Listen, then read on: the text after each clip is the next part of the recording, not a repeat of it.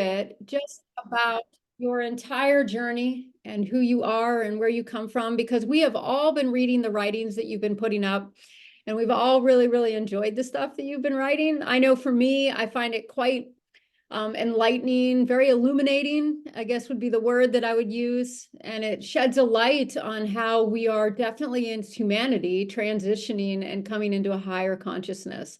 But I know with something like that, there's always a backstory. We don't just write things or put things out there like you are without some sort of backstory. So could you share a little bit of just your story with us? Yeah, I've always it's been a journey of desire, right from time for me. It has always been a journey of seeking, a journey of searching, a Hmm. journey of evolution. And I would say that every facet of the journey, every aspect of my journey served its purpose. Like every aspect of my evolutions, everything I believed in, everything I sought after, all my desires and satisfaction along the way serve this purpose. So before I go into the intricacies of my journeys, I would like to say this as a premise, right? I feel like life and the journey of our evolution, it's simply a journey of desire. And that where we were before that led up to this time where we are in the journeys of spiritual awakening, we needed to fill up the void of satisfaction in the previous phases. We needed to go through that phase of Hmm. seeking, passionately moving after sort of like a goal or sort of like a spiritual achievement to get to this point of being. We needed to move from, like, it's a phase, and that is why if you begin to understand it, that it's a phase and it's a journey of desire, and that everybody are in their own journeys and phases of desire, you wouldn't be too quick to try and force people to come into terms with your own journey, because you realize that everybody is at their own phase. And until people are able to exhaust the elastic limit of their satisfaction for a particular phase they are in, they won't qualify for the next phase. So the reason why we are up right now and journeying into higher things is because for the previous phases of our journeys, we sought passionately and we were able to exhaust the goodies of that phase. We exhausted the like our desire was stretched beyond this elastic limit. So all the satisfaction that phase had to offer us, we exhausted it. And that's why when we exhausted it, it seems like there was something missing, and it was now time for us to move up higher. So Hmm. if people don't reach that phase where they are they are completely they completely exhaust the goodies of where they are in their journeys, there's no way they can be able to qualify and move up to the next phase. Yeah. So that was what like that facet of my journey was very, very much pivotal for me, because at that point I had to undergo several unlearnings. It was when I realized that a time came in my journey where I was like went to charismatic denominations. My parents found myself in charismatic denominations, was involved in a whole lot of things. And from there I began to seek passionately the Father. Then not too long, then I found myself among apostolic prophetic folks. That was when I transitioned from denominationalism to the apostolic prophetic folks. I began to actively seek in that direction, like actively be involved, did a lot of prayers, did a lot of searching, Mhm. did a lot of Oh, yes. being from nation, like from cities to cities, outreaches, revivals, those kind of things. Like those were the years of like prayer stretch, fasting, those intense, that intense aspect of Christianity where you are just going all in, you are passionate, but in a, even in the midst of all those things, I had questions in my heart. Like a couple Yes. of times I would have questions, but I asked certain people that I was close to, but there was no really their answers didn't really satisfy my void. But based on the whole boost of activities, you just suppress your questions and you just continue. Even though those questions are there, you just suppress everything and you just continue. And everybody's telling you it's all about this, it's all about Jesus, it's all about this, it's all about that, shutting down your own inner curiosities. So I was Yes. I was having questions, I was having doubts, I was having a whole lot of things. But one of the things I've always been that kind of person that's like I don't pretend. Like I've always been sincere to myself. If something is resonating with me, yeah, I'm gonna go in all out for it. I don't do half and half. If I'm not interested, I'm not interested at all. If I'm fully in for something, you're gonna know that I'm fully in. So a time came in my journeys where those things couldn't fill my void anymore. Like I was all in the meetings, involved in a lot of things, had many leadership positions. Like if was already everybody had already expectations that this guy is going to be a great person in Christianity, going to build up a ministry, stuff like that, because of how passionate I was. But they didn't realize that I wasn't actually seeking what everybody was seeking. Even though on the outlook it looked like this guy was just it's just like the others pursuing, searching, but I was looking for something within. It's as though there was a Mm. void within that wasn't satisfied. So I kept searching, so a time came when the whole stuff didn't make sense anymore. Like it became overwhelming. Like you know that point where you reach that yield point in your journeys where you can no longer suppress any longer. You can no longer Yeah. run from Yeah. yourself, no longer hide from yourself. In Yes. as much, yes, everybody is saying this, even though the whole crowd around you is pointing in this direction, but everything within you is pointing for you to pause, for you to just reflect, for you to sit down and just have a rethink and just process a whole lot within. So it came up to that point where it's as though the set time was already coming for me to let go of everything. And to be honest, I was very much attached. Like I Mm. was attached to those, like emotionally, whole groups, whole fellow, like as Yes. coming from a background where your parents didn't even love you for shifting from denominationalism. So the center I was, the religious center I was just like a home to me, was just like a comfort zone where I feel that sense of love, even though it wasn't unconditional, but at least it was what I had for that moment. So you know that space where you are in a center where it's the only space you have, and because of that you are needily attached. You are, yeah, Mhm. like if I leave this place, where else will I go? That fear of being ostracized, that fear of being left alone, that fear of loneliness, right? So, but I kept asking myself, is this really what I desire from life? Is this really what I want? Because Mm. it Mm. wasn't resonating any longer. I couldn't feel that deep. Meanwhile, earlier on, I felt satisfied and okay. Earlier on in my journey, but as I journeyed deeper and searched, and as my desire stretched in for more, a time came, it wasn't making sense any longer. Like I couldn't Mm. feel, it wasn't filling my void. So I began to ask questions that nobody could give answers for. Then a time came, then all right, and I started like sort of like expressing my thoughts online, expressing my questions online. That was like 2 to 3 years ago. Started expressing my thoughts, started expressing my, then the community I was started fighting what I was expressing. All those kind of erroneous, you are dark, you are this, everybody started labeling what I was saying. Like, how can you be asking this kind of questions? How can you be posting this kind Mm. of thing? That side of judgment, because at that point I was just posting. I wasn't really ready to let go of the whole stuff. I wasn't really ready to let go. I wasn't really ready to be on my own because I was attached. This was what I knew. These guys were like my home to me. We are the only friends I had, everything. So you know how your the circumference of your whole destiny, of your whole journey, Oh, of your whole yes. revolves around a particular group, a particular spiritual movement. Like everything about you revolves around that movement. So there is every tendency that you'll be very, very, very negligent to let go, even though you know it's time for you to move on. But you wouldn't want to move on. You still want to cling. So, but I just felt okay. Let me keep expressing. And when I began to express my thoughts, then the contentions began. Okay, The so I'm accusation. going to stop you right here for a second, Samuel. So I'm Yeah. curious about the questions that you've had, because your journey, I can see it. I can see all those attachments. And I remember, I was totally in the throes of Christianity for decades, and you're very attached to that. You're attached to the community, you're attached in your heart, you're attached to the dogma, you're attached to all of it. But then there does come that point, like you said, where all of a sudden, gosh, this just isn't adding up. It's not making sense as you begin to critically think. which, as you said, brought about questions. So I know in the communities that you and I run and the different people that we know, people come up with all these sorts of questions. Can you share for us some of the questions that you were grappling with that you had to unpack?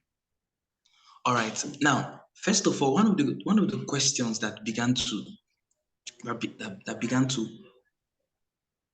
well up from my inside was the subject of predestination and Mm, reincarnation. The Christian community accepts predestination. They'll mhm. be like, you existed in the Father. You everybody accepts predestination, but most people reject reincarnation.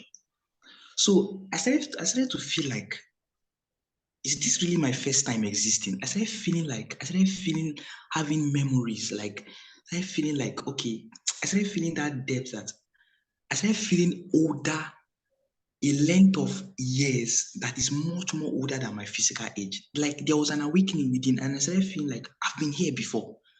This is not my first time experiencing this. I started feeling like I'm in a loop. I'm in a kind of loop.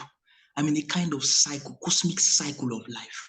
So I started questioning. That was when my existential crisis began. Like I started like, is this our first time here? Are we the only species? Is Mm, humanity the only species? Are we the only species? Like, is man all about humanity? I began to question a whole lot of things, but it was centered around that cycle of reincarnation. And for every time I ask those questions, they'll tell me to forget about it, that it wasn't necessary to my growth, it wasn't necessary to my spiritual development, that it is extra biblical, extra scriptural. It was during those seasons and I began to dive into certain, began to read certain, began to come across certain Eastern literatures, Eastern books, began to study those extra biblical texts, the book of Enoch. yes, Yeah. And yes. those tests were like guides that helped me to begin to unravel from within, begin to realize how that everybody has their own separate journey, everybody has their own unique journey in the cycle of life. But I began to feel like this is not my first time here. I began to that question of it kept bothering me, and the more I suppress it, the more it comes up higher. The more I try to suppress it, the more it Mm, comes up. mm, Like I couldn't do away with that question. And it's just like that question was like a key that opened more and more other, like it opened a whole new world of discovery for me. And that's why I want to encourage everyone on this life. Like questions are like invitations for discovery.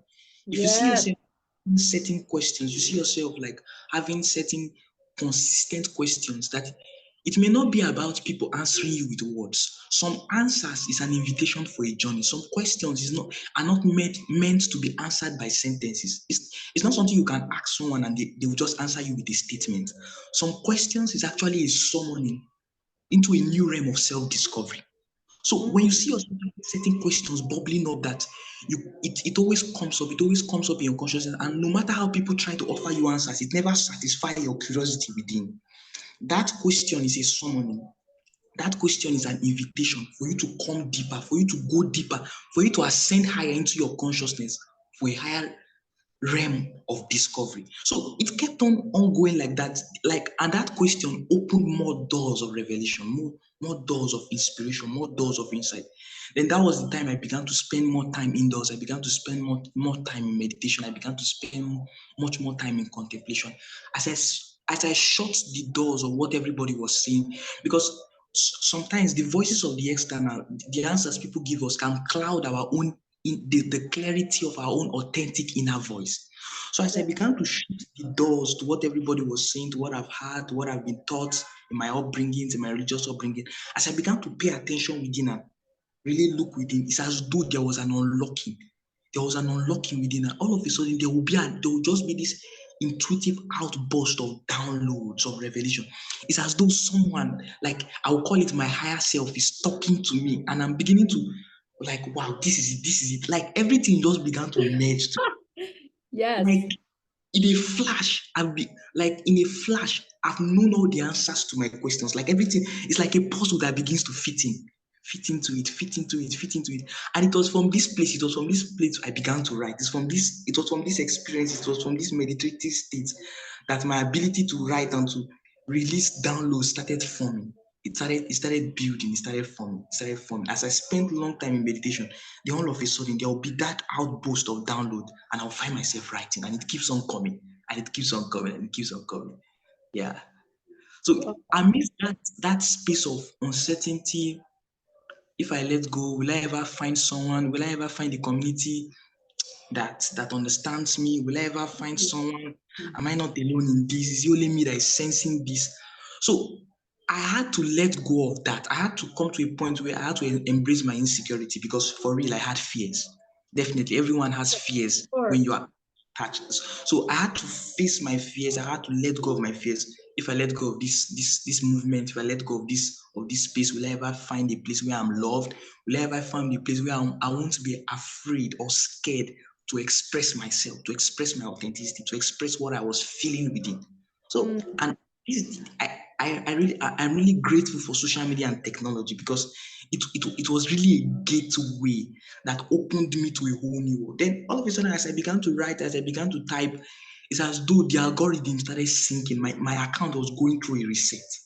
And more, I began to find more people around the world, in Nigeria, beyond the Western world, around the world, that were resonating. I was like, wow. So this is actually a whole new timeline, a whole new spiritual move, a whole new season that has opened up over the earth, and I'm not the only one. I just happen to be picking up the frequency and signal where I am.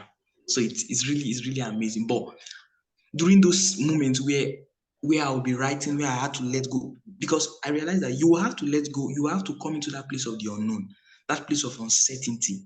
You have to completely let go before you now begin to find your original tribe. Before you begin to find those that really resonate, you have to totally let go of the old, so that so that you can give room, you can make space for the mm, new. mm. Yeah.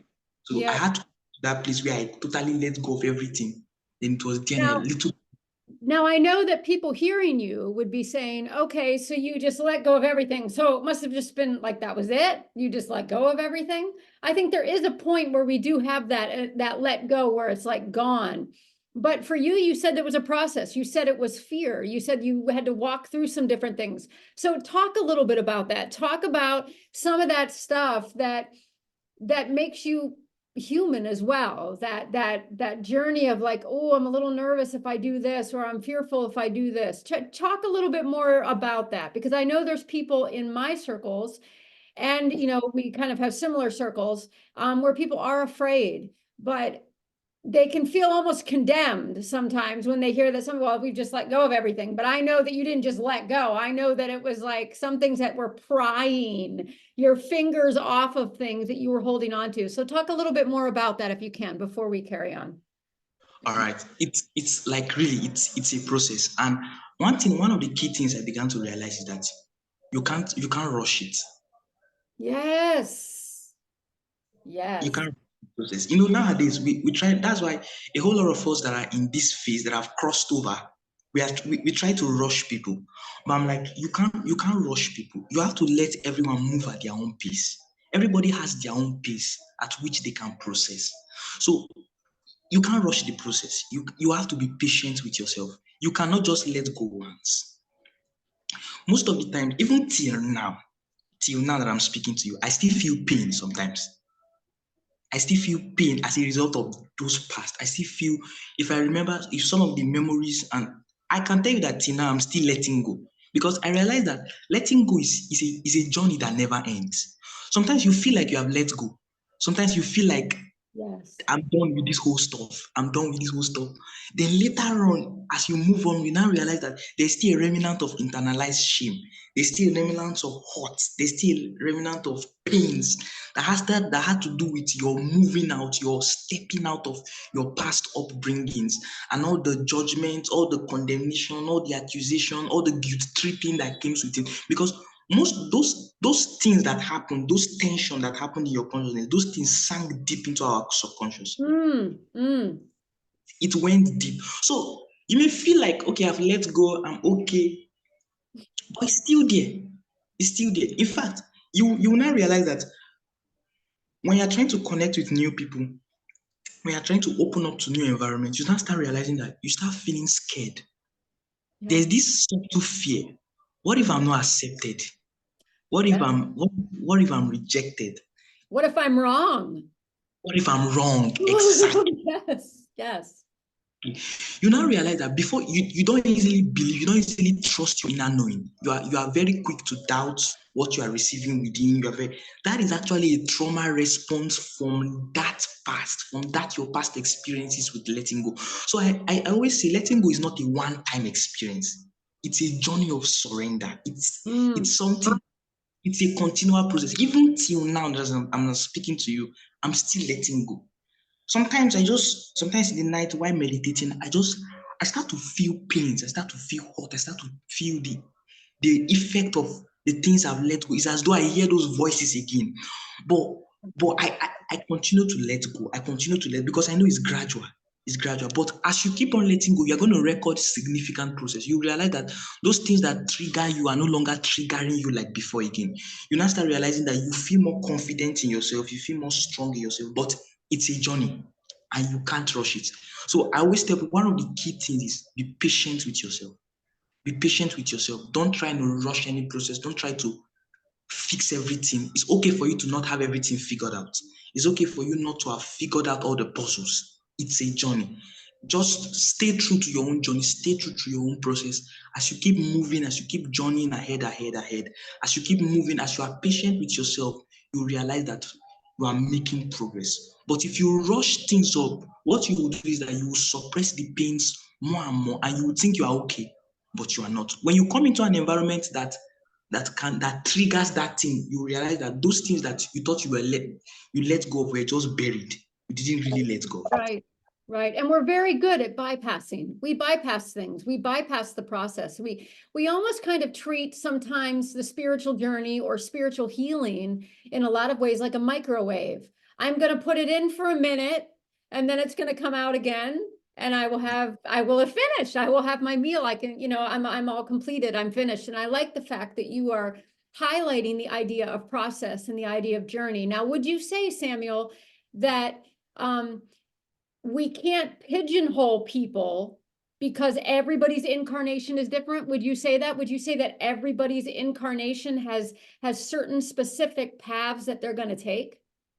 Yes, yes. Like there is a map for everybody's journey. There is a map, and that map is bounded by desire. It's bounded by the specific longing. That's why the biblical text said he has placed eternity in their hearts. Yes. And the eternity that has been placed in the heart of every soul is actually the spectrum of our desires. And as our desires keep shifting, as our desires keep changing, you realize that okay, you're in a spiritual movement, and this is what you desire at the moment.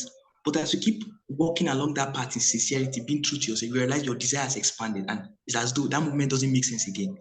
Mm. The elastic limit of your desire has been stretched.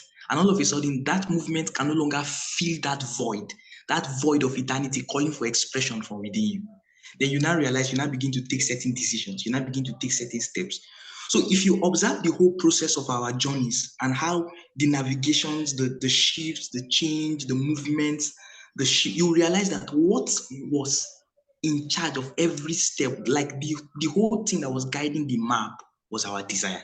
So I would like to say desire is the map of destiny.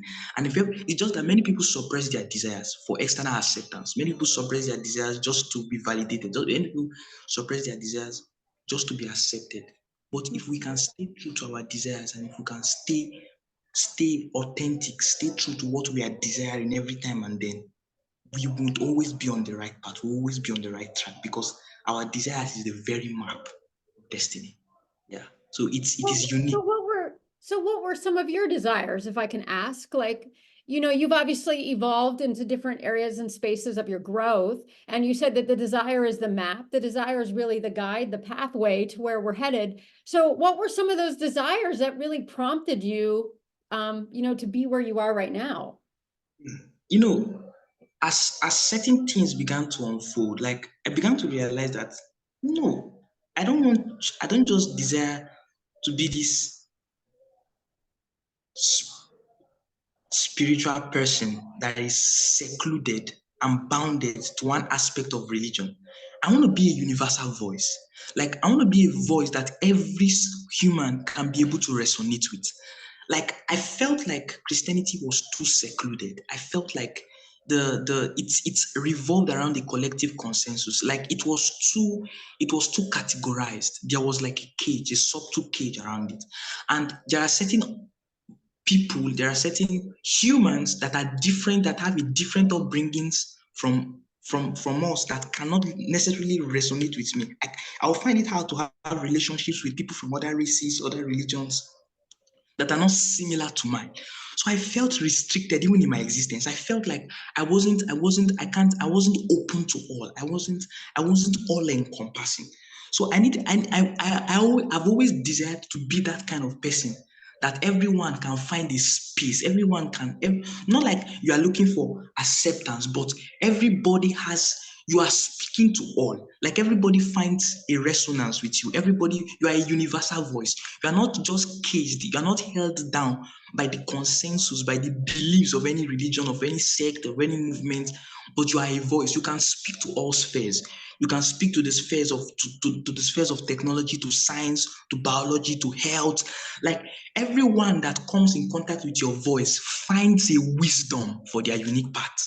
So every human, irrespective of what they believe, irrespective of religion, irrespective of nationality, irrespective of upbringing, when you come across me, when you collide with my voice, when you collide with whatever I do, when you collide with my expression, when you collide with my administration, you can find something that resonates with you for your own unique path.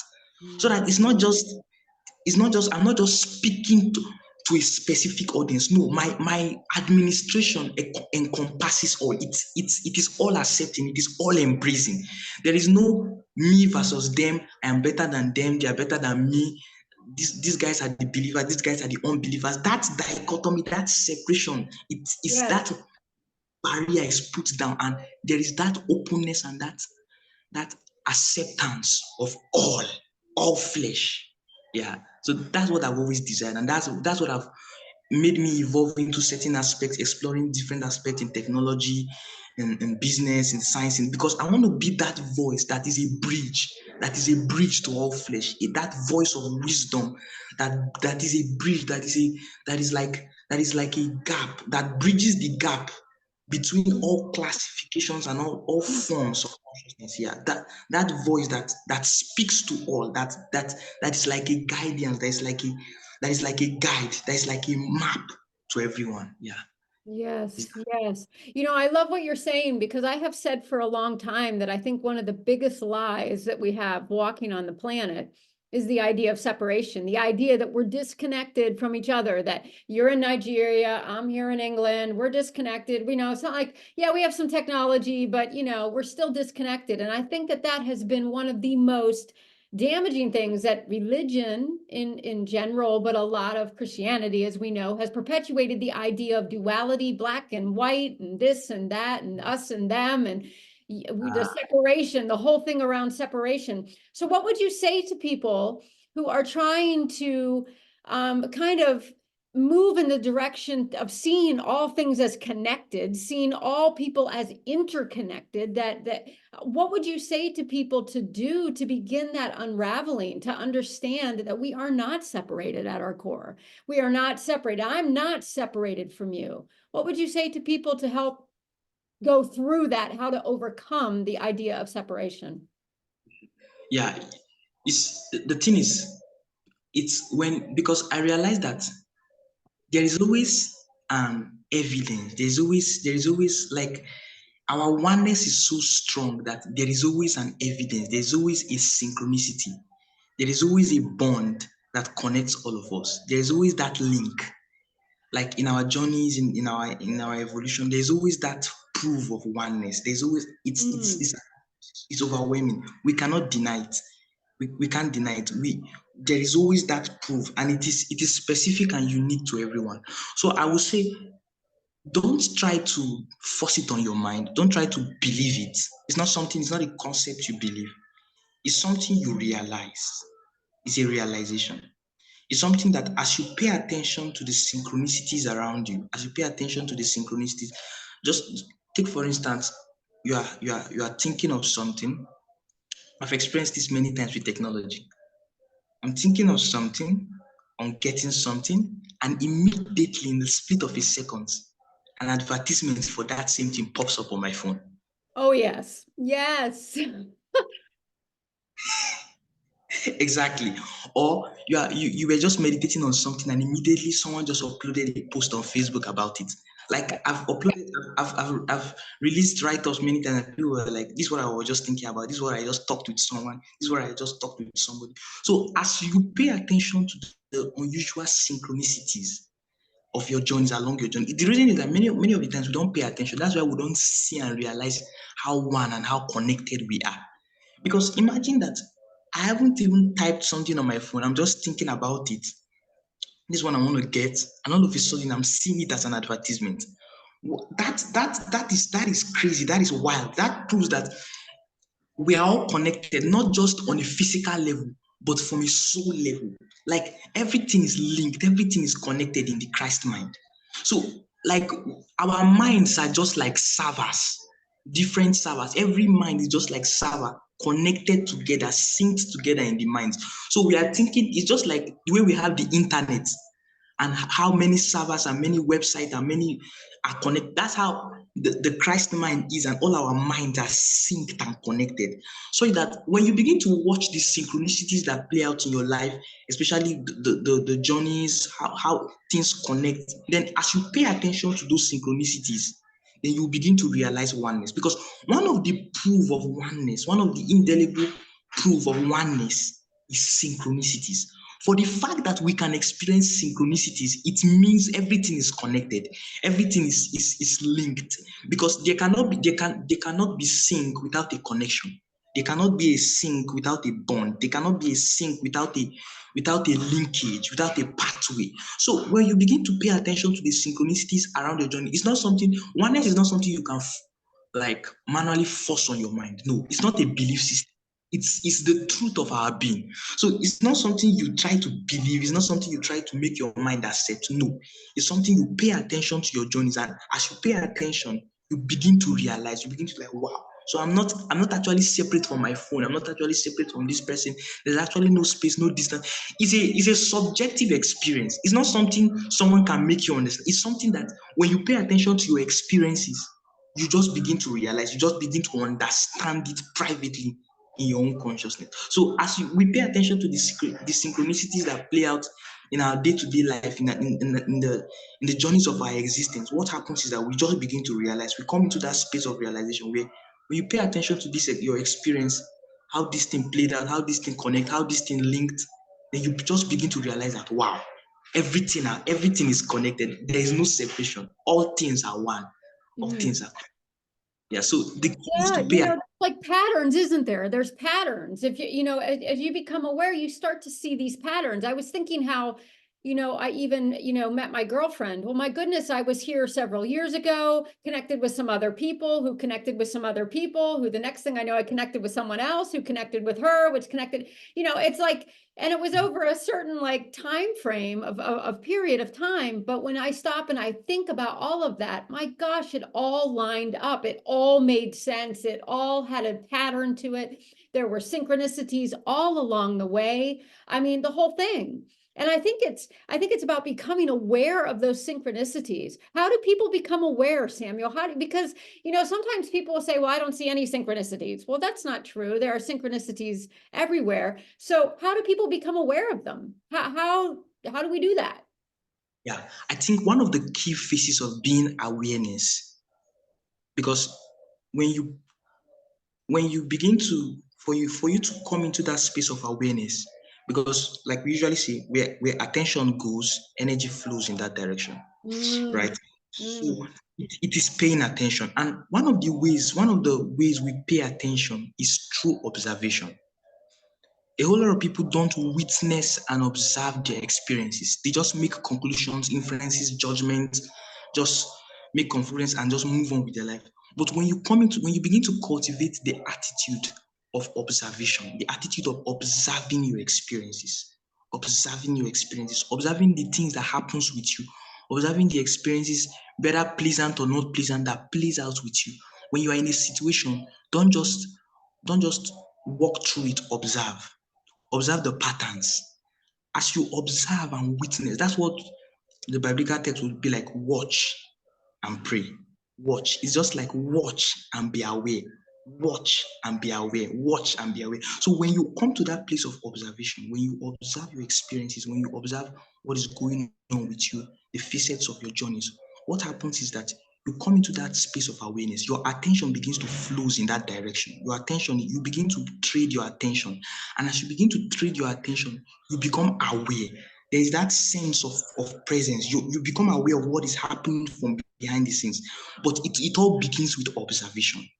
It all begins. The key is to have that habit of observing, not observing without judgment, observing Mm. without conclusion, observing without making inferences. That space of observation, observing. When you begin to, the more you observe, the more attention flows and the more you become aware of what is happening. Yeah. So the key is to observe. Yeah. Yes. Oh my gosh. I love what you said. Observe without judgment. I think that can be very difficult. I can find that difficult sometimes.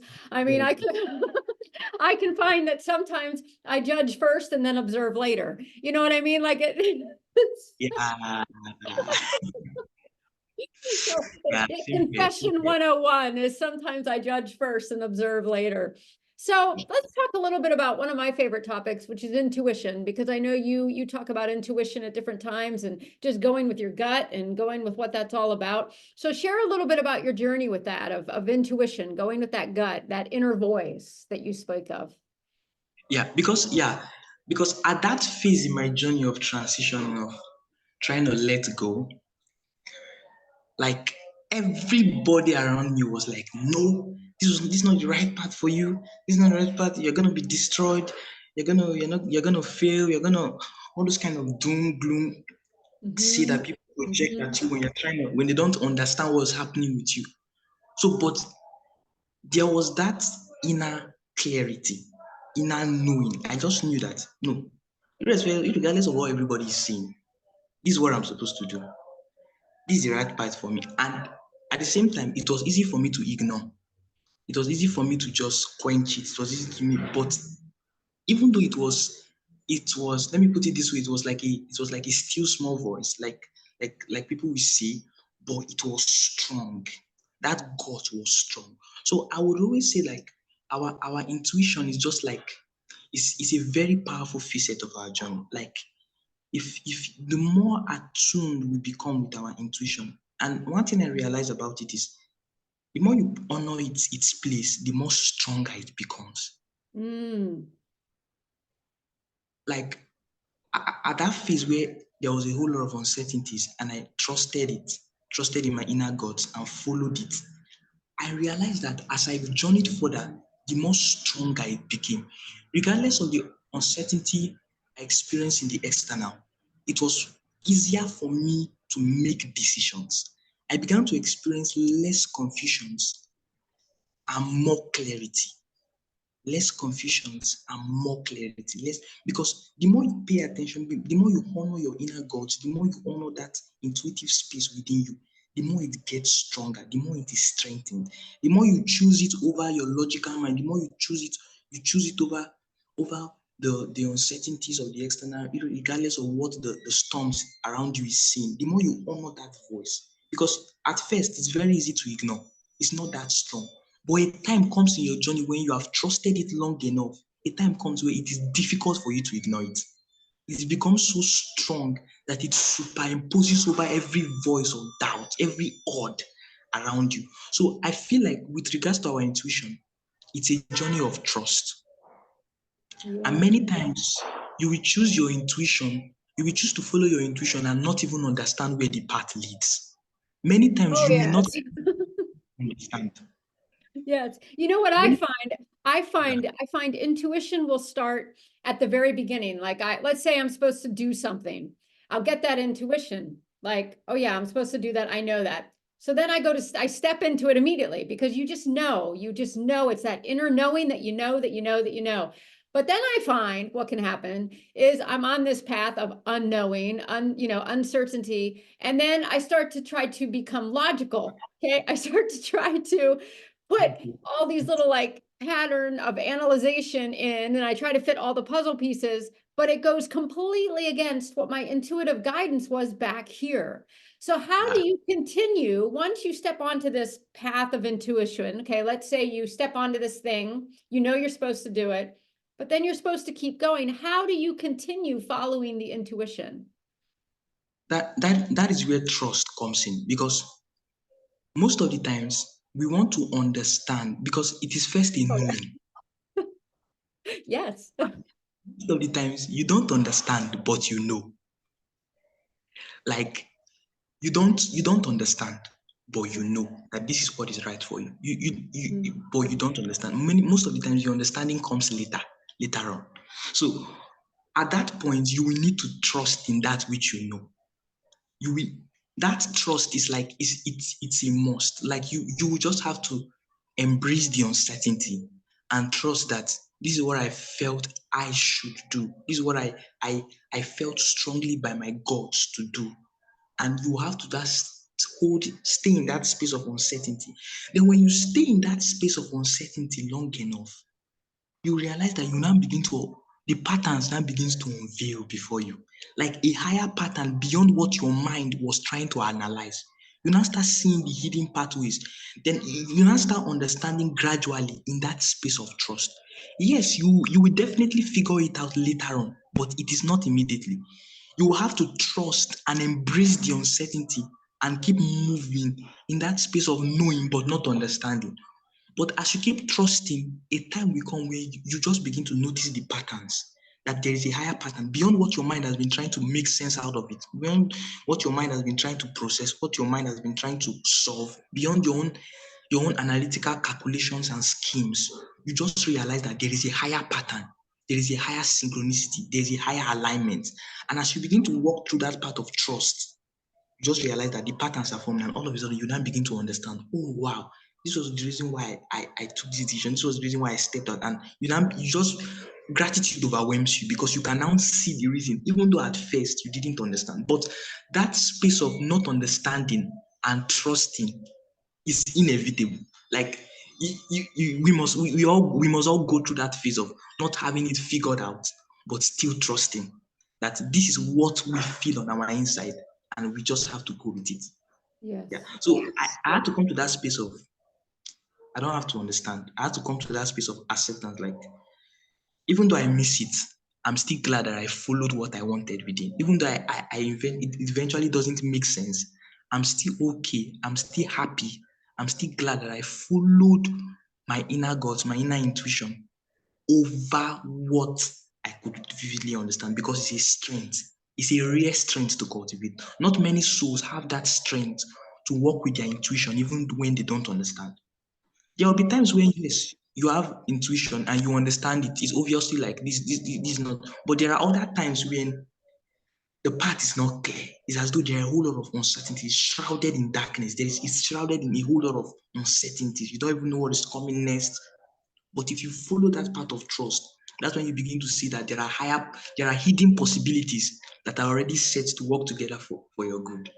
Yeah, so it's that space of trust in uncertainty, Mm, embracing the uncertainty, not mm, trying to run, because our mind doesn't like uncertainty. The mind always want to figure it out. The mind mm. always want to solve it. The mind always want to be in charge. But your heart already knows. Your heart already knows the path, even though your mind doesn't yet understand. So you will need to trust in your heart and keep following that path until your mind catches up in understanding. Yes, yes. It feels like that's what's happening in the planet right now. It feels like a lot of people are starting to step into their heart. We've been so conditioned, humanity in general has been conditioned to look at outside forces to give us the answer, to turn to something to find the answer. And we've been forgetting the very thing that is within us that keeps us alive and beating, which is our hearts. And I don't mean just our physical heart. I mean that spiritual part of us, that part that we know on the inside. So, Samuel, where would you say that humanity is going? Because yes, we're waking up. We're definitely coming into the understanding that we've been controlled and manipulated, and there's been forces outside of us that have been trying to suppress us and push us down and not allow our lights to shine. But if we're heeding the intuition that you're talking about, and we're heeding our own hearts, that's going to cause our light to shine. That's going to cause us to shift and move. So where do you see humanity in general heading? Yeah, like I usually say, there is the evolution that has happened in previous times. The evolution is much more faster right now. There is a whole lot of accelerations. Like the wheels of the ages are waving faster. And I see us coming into that stage of so much heightened evolution, so much heightened awareness. Like awareness is increasing. We are becoming more aware of our inner powers. And the more humanity is coming into that heightened state of awareness, that all we have been searching for, all we have been seeking for with external systems is within us. The more certain institutions, certain established religious institutions are going to lose relevance. As the days go by, many religious institutions, many voices, even not just religious, even secular systems are going to lose relevance as we come into greater understanding of our power, of our sovereign power, and what we hold on our inside. So we are moving into that apex, that state of heightened self-awareness. And I feel like I'll classify it as humanity is coming into a place of sovereignty. We are Mm, coming into that sovereignty where we are no longer prodigals, we are no longer immature that are under, we're no longer submitting our powers to to tutors and governors. We are becoming mature. The systems that have been the patriarchal systems in religion, in society, that have been like a mediator for us to tap into our own power. We are doing away with these systems, and humanity is coming into a place of sovereignty where everyone is owning up their energies, everyone is responsible for their part, everyone is taking responsibility, and we are coming into that part of sovereignty. We are no longer playing the blame game anymore. We are no longer being as children, we are no longer being in servitude. We are coming into that place of sovereignty. That's where the planet. It will be hard to hold anyone in bondage. It will be hard to deceive anyone because there's literally light everywhere. There's literally information everywhere. There's literally knowledge everywhere. And as we are evolving, the more we evolve, the more humanity comes into that place of sovereignty where everyone begins to tap into their own godhood in without any external dependence on any system, be it religious, be it societal, be it secular in the world. We are coming into that space of sovereignty where we know what we are in touch with our core. That's our heart, and we know how to maintain our bodies. We know what it means to maintain our bodies. We know what it means to maintain our spiritual health. Like that all-round balance in sovereignty. We are no longer depending on anything external to be good, to fill our void. We are now coming into that place, that realization of our sovereign God. So yeah, I would say humanity is coming into that place of sovereignty, even in our evolution. As we're evolving, it is leading to that space of sovereignty. Yeah. mm, mm. So what does that mean for people who are victims of things? Because we hear that a lot. We have wars going on right now. People are victims. There's starvation. There's high levels of poverty. There's lots of different things. How does the message of sovereignty, people coming into their own power, realizing, becoming aware of their own power, how does that work in those circumstances? Because I know, that some people will be like, well, hey, I didn't cause this thing to me. It happened to me. And, what do you mean I have power over this? It's so much bigger than me. Can you speak Yeah. to Yeah. In those because it's we are the ones that makes the systems powerful.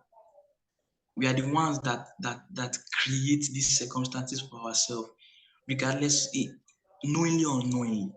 The situations, the circumstances that that plague nations, the starvation, the wars, is as a result of our own inner misunderstanding, our own inner darkness. It's the darkness within us that keep projecting to the world around us. So the more people come into a realization of their sovereign divinity, the average, the masses, everyone comes into this realization, and this knowledge of self begins to pervade. People come into that realization. The more this there will be, the people will begin to handle their chaos. People will Mm. begin to face their, because the chaos without is actually a reflection of the chaos within. The chaos that plagues the world is actually is actually a reflection. So the more people are able to handle their chaos, the more, because that space of owning your powers requires us to take responsibility and no longer play the blame game on the government, on everyone around us. No, we begin to take responsibility and intentionality, because sovereignty is responsibility. Sovereignty, when you begin to rise into sovereignty, it means you now know, you are now aware of what is happening. So you now take responsibility. You're no longer giving out your powers through your complaints, through your blames.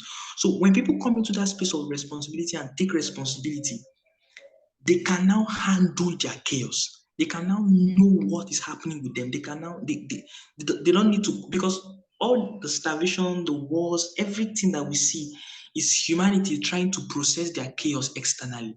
Is humanity trying to figure out, trying to handle the chaos that is welling up within us externally. We are constantly projecting towards the external, instead of taking responsibility to be able to transmute within, to transmute those chaos, to transmute whatever we feel within, those hurts, those pains that are within us. So the moment people start owning up their energies and begin to realize that they are responsible for the hurts they feel, they're responsible for their own pain. Yes, they may have been wounded, they may have experienced something in the past, but they are solely responsible for its effect, for the effect of their experiences, for the effect of their upbringings, for the effect of whatever life puts at them, whatever the circumstances and the situations of their experiences puts at them. When we move from that space of judgment, when we move from that space of judgment to love, that space of gratitude, that space of surrender, instead of judging situations, instead of judging circumstances, when we begin to take responsibility and accept everything in love, then we begin to people realize that they can now transmute their chaos. They now know how to go about their part. They now know how to handle the situations that are going on with them. And we begin to see massive transformation. Because when people can transmute and handle their own chaos, then the chaos in the world is going to reduce, because the chaos that is massive, that is general, is actually a contribution of everybody's little chaos that cannot be resolved. Yeah, so it all boils down to taking responsibility and being able to transmit, not playing the blame game, not trying to put it on anyone, but ability to. Because the reason why there are wars is that people feel this nation is the reason for their plight. This person is the reason for their plight. This government is the reason for this. So they choose to go against that person. They choose to go against that person. They choose, same also with starvation. People are not really having a whole lot of financial aids to take care of themselves. But as they come into, because when they as they rise from that mentality of poverty, mentality of neediness, mentality of scarcity, and come into that space of abundance, realize that they are abundant in their own energy, they are abundant within, they have all it takes. Then all of a sudden, they begin to create that possibility in their path. So it all starts from within, it all begins from within. So Yeah. would you say that everybody, because I know that this could be an interesting question. Hmm.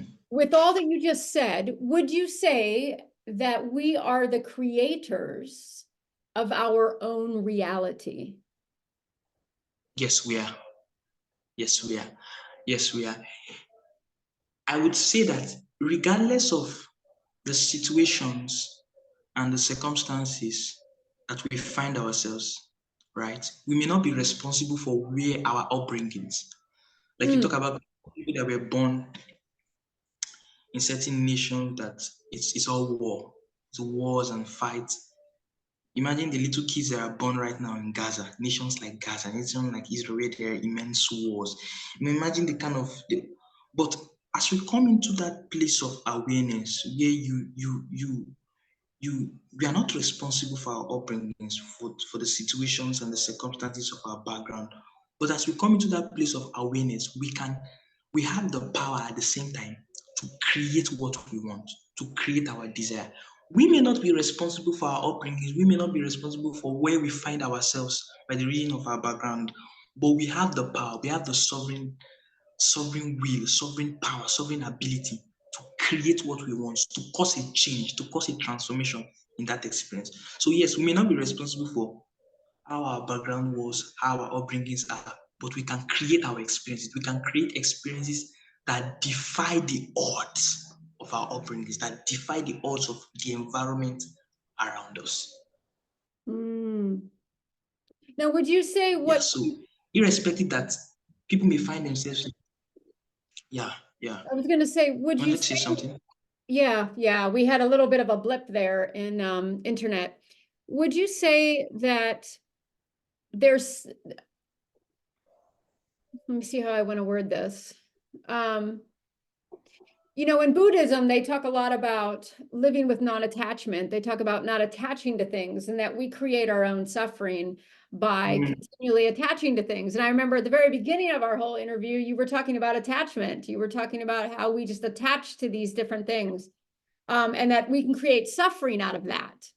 Um, yeah, would you say when people are doing the blame shifting, or, because I just know some of the people on my page will be like, yeah, if we created our reality, I didn't create this. I didn't want this to happen in my life. Of course not. Nobody wants certain things to happen in our lives.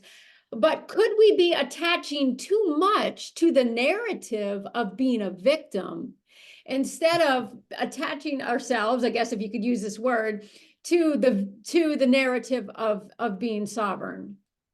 yeah, exactly. When you start saying create your reality, people start identifying with their experiences. Yes. They start identifying with what they've been through. Yeah. Okay. And at that point in your journey, you were not aware of your sovereignty. You were not aware of your ability to create your reality. That's why probably you were a victim in such situations. So when we say create your reality, it has nothing to do with what you have experienced in the past. It's all about the present moment. It's all Mm, about the now.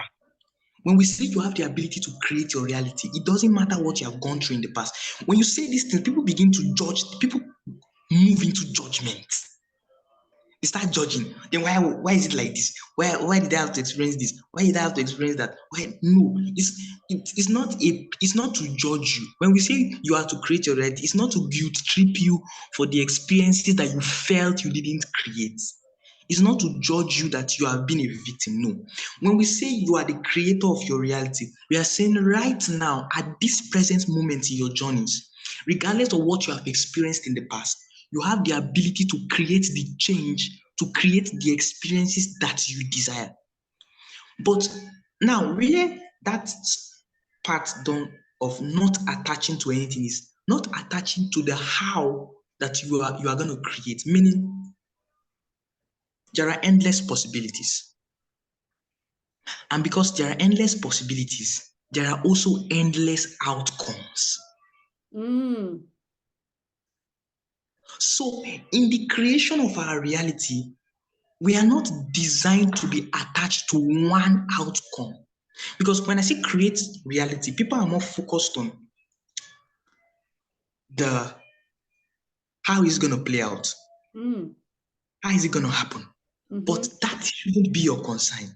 Your concern is just to create and emote into the field, into the quantum field, right?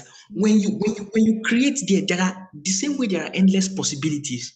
There are endless outcomes in proportionality to endless possibilities. So one possibility can play out in many ways.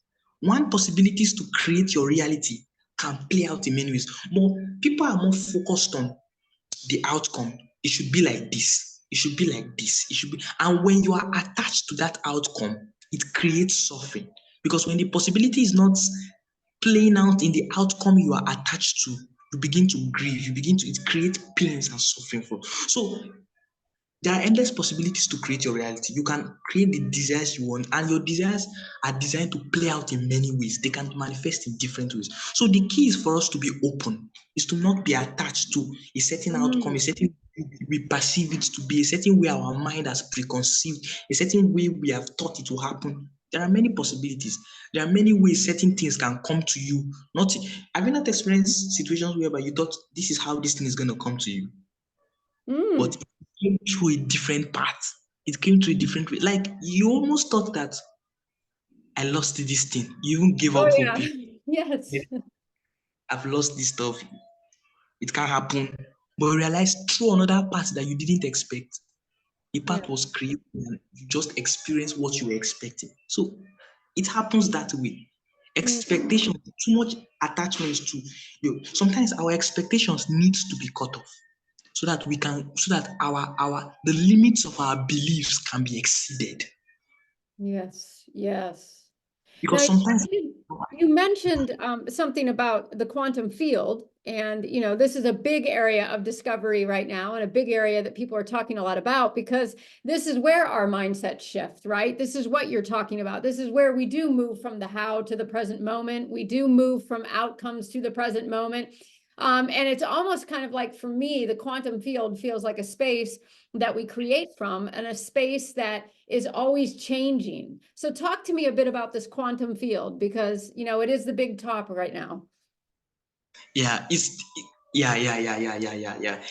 When we talk about the quantum field, we're talking about that creative space, that creative aspect of the Christ mind. Because we have the mind of Christ, right? And the mind of Christ is a creative field of possibilities. All possibilities are domiciled in that mind. It's just like the internet that offers a myriad of opportunities and possibilities to be able to do everything and to be able to explore wherever you want. That's how the Christ mind is. It's a blank check of possibilities. Mm. But we are not responsible for the outcomes because the outcomes are endless. The outcomes are are are multifaceted. The outcomes are multi-dimensional. Like there is no end to it. So also the possibilities are no end. So when we begin to create in that space, the problem with many people, like I said earlier, is that people are attached to the outcomes of their creation. Like when they want to manifest certain things, when they want to manifest certain possibilities, people are attached to the outcomes. It should happen this way. It should happen this way. But your focus should be on the possibility, the manifestation on the possibility, not how it should play out. So when we come into that, that's where the focus on the present moment comes in. When we come into that, focusing on the present moment, focusing on the now, what happens is that we are more attuned to the possibilities, and as we focus on the present moment, as we focus on the now, there is a space, there is capacity created in our mind for us to accommodate the endless outcomes through which possibilities can be fleshed out. Because when we are attached to one outcome, we sort of like sabotage the other infinite ways that we are designed to experience what we created, what we are trying to manifest from the quantum field, right? So it's all within us. The quantum field is actually the Christ mind. Is that creative space of the Christ mind, creative potential of the Christ mind within us to be able to manifest our desires in materiality, manifest our desires in form. But it all depends on our fluidity, on the flexibility of our minds in the present moment to be open enough and not to fight the outcome, but to be in alignment, but to be attuned with the possibilities. The more we are attuned with the possibility, the more we make space for its manifestation. Yeah. Mm. And would you say that that is how people are jumping into timelines? People talk about timelines all the time. So if somebody is focused on this present moment and they're focused on the area of possibility, and let's say there are hundreds and thousands of different timelines that they could enter into, would you say that as their attention goes, you said this, as we focus our attention, the energy goes? And so then does that pop someone into another timeline if their attention is focused on this possibility that is a plethora of possibilities? Yes. Because all timelines converge in the now. The now is the circumference of all timelines, is the center. Mm, mm, It's the center of gravity that holds all timelines in oneness. It holds all timelines together. So as we are focused on the present moment, as we are focused on the now, what happens is that we have access to all timelines, to all, like it happens in a flash to me. Sometimes when I'm in meditation and I'm focusing on the present moment, all of a sudden there's just this, it's as though my mind bridges into different timelines. Like my mind, like I begin to have access into what happened in the past. I begin to know, especially with regards to certain biblical texts, with regard to certain histories. I begin to know what really happened, how it played out, what was omitted, what was missing. Is that so when we say the present moment, when we say the now, we are talking about something that gives us access to all timelines, because all timelines are connected, are fused in the now, in the present moment. So the more we focus on the present moment, the more we focus on the now, the more our mind is open, our mind is receptive, our mind gains access for Mm, that time. Yeah. Oh my goodness, Samuel, I feel like I could talk to you forever. It really feels like I really could, but I do have a few, last minute questions I want to ask you. So with regards to timelines, would you say that we are multi-dimensional beings? Like that we can go into these different dimensions where these different timelines are? Would you say Yes, that we not only are multidimensional, but also the second question is, do we jump in and out of timelines throughout the day? we do. We do. And in fact, many of the times, our dreams are literally us experiencing a different timeline. All right, explain. Explain it, Samuel, because I Yeah. have daydreams all the time. I would say that Yes. I dream at night, but really where I really dream is during the day. And so I Day. could be sitting on the couch and I'm suddenly in this space where maybe I'm seeing certain desires come to pass like that. And Yes. it's just like, oh my gosh, look at that space. And I sit in there and I ruminate in that space. So talk to me about dreams and how they relate. Yes. Because we are multidimensional. So, and because we are multidimensional, we exist in different dimensions, in different realms, different timelines all at once. Mm. Yes, our consciousness feels all things in all timelines, in all dimensions. That's why you have the concept of parallel universes and parallel universes. It means all, because when we begin to focus our attention on the present moment, what happens is that we become more aware of our existence in higher dimensions, in those timelines. We become aware.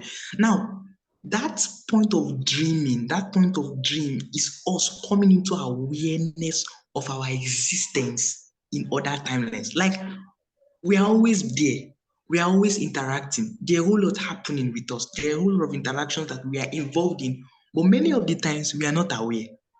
But dreams is just like a frame of awareness that brings us to that space of, oh wow, I just Mm. experienced something that is not here. Suddenly you become aware. Suddenly you become, when you begin to have those dreams, it brings you into that space of awareness. Like, wow, I just experienced something different from this dimension where I am. So we are multi-dimensional beings for real, and we have access to all timelines of existence simultaneously all at once. I would say we are everywhere in everything all at once.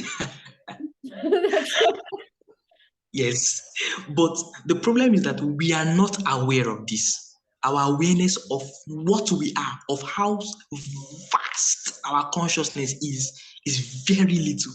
So many of the times, the dreams we have are like glimpses into our awareness that brings us into the awareness of how vast our consciousness is and how much of the timelines we have access to. So those our experiences in dreams brings us into that state of awareness. You just realize that wow, you're in this timeline and this possibility is working here. You're in this timeline, or you come into a timeline of this dimension that has not yet happened here.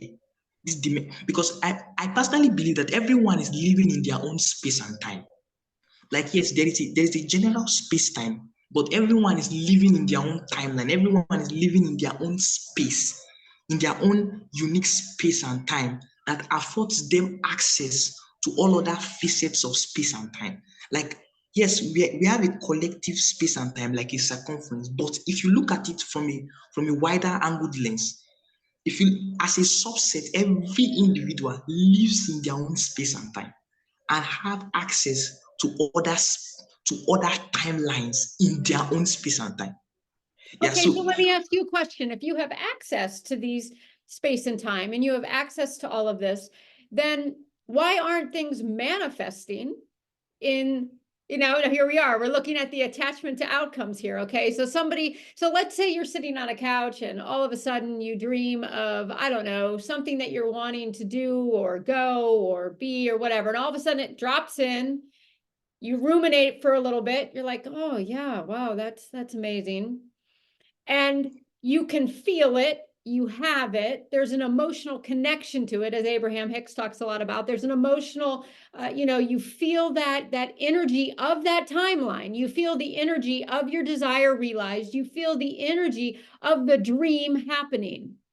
Well, why is there a disconnect between it happening right then and right seeing now, it manifested? yes. The reason is because there is a protocol of manifestation for every dimension. Okay. There is a protocol for manifestation in every dimension. Things don't just manifest like that in those dimensions. Like the vibration of manifestation in every dimension has its own. There is a vibration for manifestation, and there is a protocol for manifestation. So in those higher dimensions where you are, you saw those possibilities in their raw state, in their how will I put it, in their crystalline state, in their fulfilled state. In you, what Yes. you saw was the potential, was the Yes. potential. Just like the way we have potential and kinetic energy. Potential energy that is at rest, potential kinetic energy in motion. Now, those possibilities you saw in those timelines are still in a form of potential. What you saw is the potential. It has not yet. Now, when you come to this dimension, there is a protocol for that potential to become a manifestation, to become kinetic, to be set in motion. So that protocol is part of what we call non-attachment to certain outcomes. Is that space of feeling, like you said, that space of holding it in emotions, that space of intentionality, that space of certain actions. Those are the protocols, like frames designed to bring those manifestations into play. So yes, there is a place of there is a place of, like, okay, it happens there, it already happens there as a potential. That's why you see certain prophetic voices, certain will be like, I saw this happen, I saw this thing happen, like it played out. This thing is gonna happen. And later on, it doesn't happen the way they saw it. Mm. It's not as though they are false. Is that the protocol for the manifestation of that possibility was not adhered to in this dimension. That's it. They were not false. They saw the possibility as a potential. But in the full potential of that possibility, it looks like it's already been fulfilled. It has already happened. So when they come to this dimension, they begin to proclaim what they saw and be like, I saw this thing happen, I saw this thing happen. But for that manifestation to take place, there are protocols. And if those protocols are not adhered to, then it is impossible for those manifestations to occur. But if we're So looking that's at prophetic words, if we're going to take prophecies and different things, sometimes people can prophesy in a way that is coming from a position of judgment. I see this going to happen to you, true. but True. that judgment, it's coming from a position of judgment versus an actual true prophecy. So then the person who receives that prophecy or is receiving the dream or receiving an enlightenment or or they're receiving this thing that's being given to them, they can shift that from happening though too, right? So Yes. somebody could like the doom and gloom people who are like, prophesying doom and gloom. Well, we can do one of two things with that. We can buy that into that and go, yeah, that's what we want to see and manifest that. or we can make a different choice, right? We can, in our sovereignty, we're going right back to sovereignty. We're going back to the fact that we create our reality. We can nullify that prophecy of doom and gloom, and instead we can receive a different reality, one that Yes. is not doom and gloom. Yeah. We have the ability to transmute that energy. Yes. Not just resist it, but transmute it into Mm-hmm. what we want to see, what we want to desire.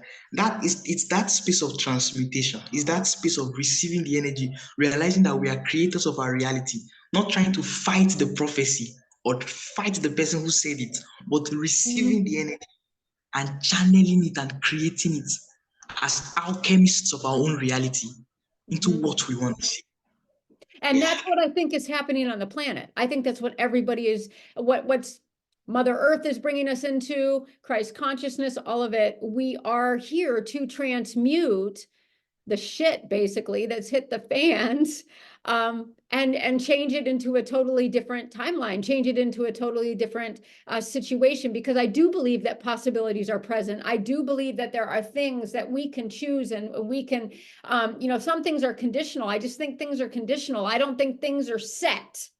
I think that Yeah. there is, that we can shift and move, and that possibilities are dynamic. They're not stagnant. They're not black and white. There always is another option. Like I would say that duality here on the planet is our wonderful ability for us to transmute into another option. That there is a third option, a fourth option, a thousandth option, a millionth Exactly. option to how we want it to go. And we're in such an exciting time, Samuel, of transmutation and raising our frequencies, raising our vibrations, right, in order to receive the manifestation. Because that's what you're talking about. You're talking about the fact that we are getting ourselves ready for what we want to see happen in our lives. We have to raise our vibration to receive, to get into that kinetic energy in order for it to transmute, in order for us to have it, to hold it, to taste it, and to say Yes. that it's good. Yeah, exactly. Yes. Oh Exactly. my gosh, Samuel, I could talk to you like you are a delight. You are a delight. I could talk to you, I think for hours, but I know that I'm going to need to end this, but we may pick this up sometime, another time, have you on again just to talk about different things. So is there any last minute things that you'd like to say to the audience that's listening? All right. I would just like to say, wherever you are in your journeys, be patient with yourself. All right. And know that everything is working out together for your good. Don't try to rush yourself, even though get, you may not be able to fully process whatever we are seeing right now. Be patient with yourself. You are unique, you're authentic in your own space. We are not greater than you. No one is greater than you. No one is higher than you. Every one of us at our own, we are on our own different phases and paces in our journeys. So honor the pace of your journey, honor the pace of where you are, and just keep moving on like that. Yeah. Mm. That's my life's was. Yeah. Samuel, it's been a pleasure having you. Same here. Honestly, it has been an incredible pleasure. You are a force to be reckoned with in different ways. I love the journey that you shared. I love the fact that you are living from the now. You're living in the present moment, but you are creating from the present moment. And this is what you're wanting to bring people into the understanding of, is that we are creators. We are creators of our reality. We are little gods running around, creating these things, creating these spaces and places of transformation. And we're the ones that really will shift what is actually happening here on the earth as we tap into the Christ consciousness. So I just really appreciate you being here. You are just a delight, man. I will have So to come to Nigeria and just sit down and pick your brain and talk to you some more. But thank you for your vulnerability. Thank you for your spirit of joy.